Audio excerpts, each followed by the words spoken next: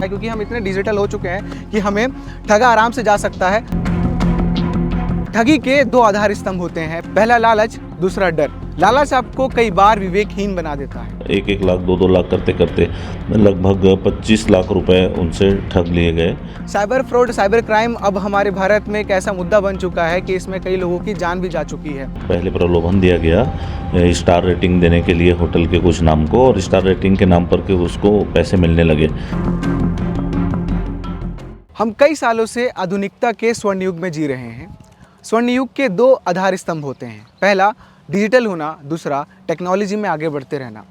पर इन दो माध्यमों से हमारा जीवन कई मायनों में आसान हो चुका है। हम बहुत सारे काम आसानी से कर सकते हैं, पर कई बार इन दो माध्यम से हमें ठग लिया जाता है।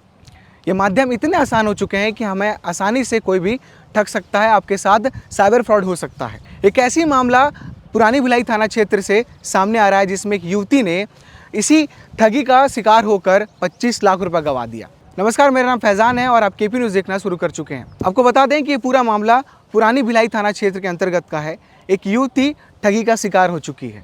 आपको बता दें कि ठगी के दो आधार स्तंभ होते हैं, पहला लालच, दूसरा डर।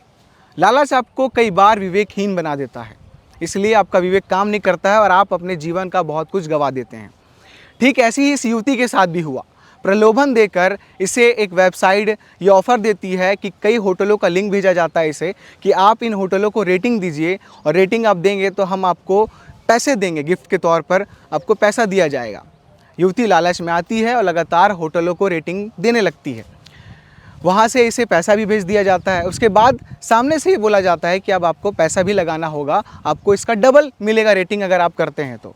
युवती जैसे तैसे करते जाती है। उसके बाद एक बड़ा रकम लगाती है 5,000 का। 5,000 का रेटिंग लगाने के बाद उसे 6,000 का प्रॉफिट हो जाता है। उसके बाद युवती का भरोसा जो है उस वेबसाइट पे उन लोगों पर उसका विश्वास बढ़ जाता है।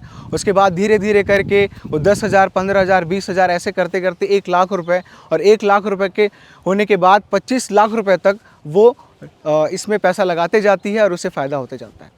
जब 25 लाख तक युवती पहुंचती है, उसके बाद उसे ये एहसास होता है कि कहीं मैं ठगी का शिकार तो नहीं हो रही हूँ। जब वो पता लगाने के लिए जिस नंबर से उसे लिंक आ रहा था उस नंबर पर जब वो फ़ोन करती है तो रिसीव नहीं होता है, बंद बताता है। जिसके बाद उसे ये एहसास हो जाता है कि मैं ठग चुकी हूँ।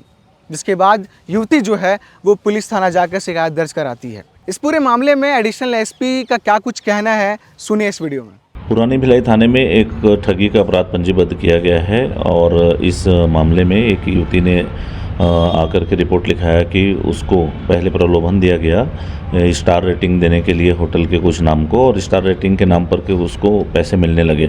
जब उसको लाभ होने लगा तो उसको और भी लिंक आते गए, और 5,000 जमा करने कहा गया। 5,000 जमा करने के बाद 6,500 रुपये तत्काल वापस हो गए।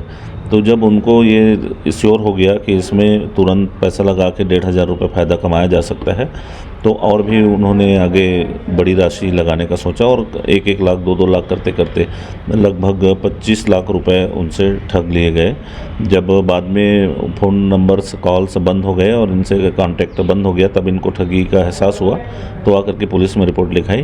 पुलिस ने अपराध पंजीबद्ध कर विवेचना में लिया है। ये लगातार ऑनलाइन और साइबर फ्रॉड के बारे में जागरूकता अभियान चला रहे हैं हम।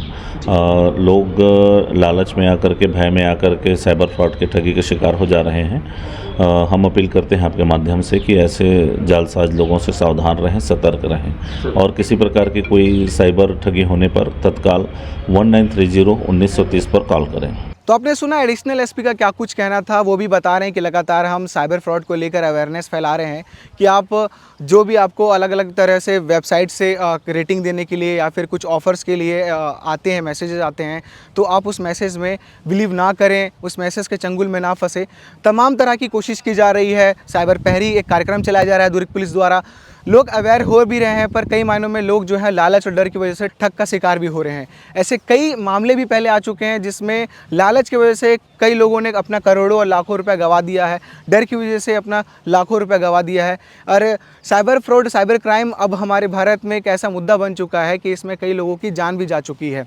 पर लगातार इसमें पुलिस और प्रशासन की तरफ से कोशिश की जा रही है कि लोगों को अवेयर किया जाए। और हाल ही दिनों में जब साइबर डिजिटल ठगी को लेकर जो एक नया मामला आया था कि आपको डिजिटल अरेस्ट किया जा सकता है, उसको लेकर अवेयरनेस अलग अलग तरीके से प्रोग्राम चलाया गया है। जब भी आप अब किसी को कॉल लगा रहे होंगे तो आपको एक कॉलर ट्यून के माध्यम से सुनाई देता होगा कि आपको डिजिटल अरेस्ट किया जा सकता है, आपको ठगी का शिकार बनाया जा सकता है। तो अवेयरनेस के लिए आप जब भी कॉल किसी को लगा रहे होंगे तो अलग अलग माध्यम से अलग अलग साइबर फ्रॉड को लेकर आपको कॉलर टोन भी सुनाई दे रहे होंगे।